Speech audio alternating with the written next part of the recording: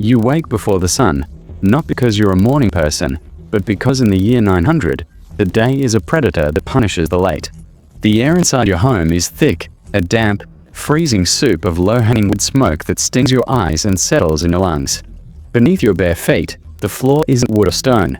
It's packed earth, hardened by decades of spilled grain and human sweat. You aren't alone. In the corner, a pig shifts in the straw, and you can hear the rustle of chickens.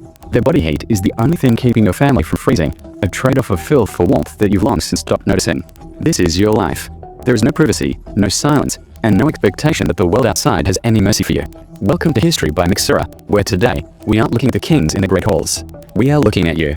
Because if you were truly standing here in the mud of early medieval England, you'd realize one thing within seconds. This world does not care if you survive.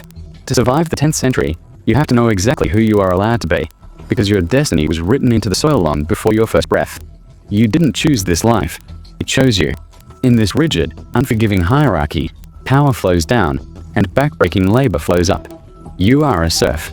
Don't mistake that for a slave, but don't confuse it with freedom, either. You are legally bound to the land, not to a person, but to the estate itself. The woods, the pastures, and the dirt own you as surely as if you were in chains. If you run, you are hunted. If you have children, they inherit your status like a genetic disease. You work the Lord's land several days a week, not as a choice, but as a condition of your protection.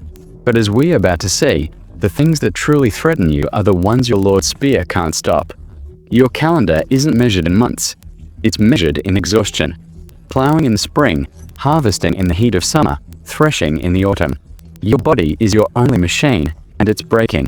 Archaeologists looking at skeletons from this era find worn joints, compressed spines, and fractures that healed wrong because there was no time to rest. But then, a mystery begins to sweep through your village. It starts with the bread. It's dark, coarse, and sour, made from rye. In a wet year, something invisible grows on that grain. Suddenly, your neighbors start screaming. Their hands cramp, their bodies convulse, and they describe an agonizing sensation, as if they are being burned alive from the inside out. The flesh on their fingers turns black and begins to fall away. The priest calls it a punishment from God. The villagers pray for mercy. But the killer isn't a demon, it's ergot, a fungus hidden in plain sight in the very food they need to survive. Survival isn't just a gamble for the poor, though. Even if you were a nobleman, death was stalking you through your luxuries. While the peasants died of fungal rot, the wealthy were quietly losing their minds to lead. They drank from lead-glazed pottery and used lead pipes to carry their water. The symptoms were subtle at first: headaches, confusion, and sudden, violent mood changes. No one connected the dots. The very materials used to signal status and refinement were leaching poison into the elite, proving that in 900 AD, whether you were in a hut or a manor, the environment was a minefield. Add to this the constant gamble of the water. You drink from the stream where animals waste and humans dump trash, because you have no concept of bacteria. Dysentery and typhoid aren't tragedies here. They are the background noise of existence. If you made it to age 5, you were a survivor. If you made it to 40, you were a miracle. When we look back at the Dark Ages, we usually look for the wars and the Vikings. But the real story of history isn't found in the swing of a sword. It's found in the ordinary people who woke up before the sun, worked through the pain of a failing body, and chose, every single day, not to vanish.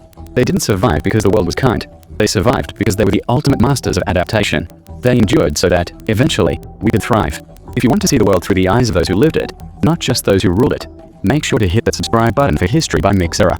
Join our community in the comments and tell me, knowing the risks, the poison, and the toil, do you think you could have survived just 1 week in the year 900? I'm Mix Zahra, and I'll see you in the next chapter of our past.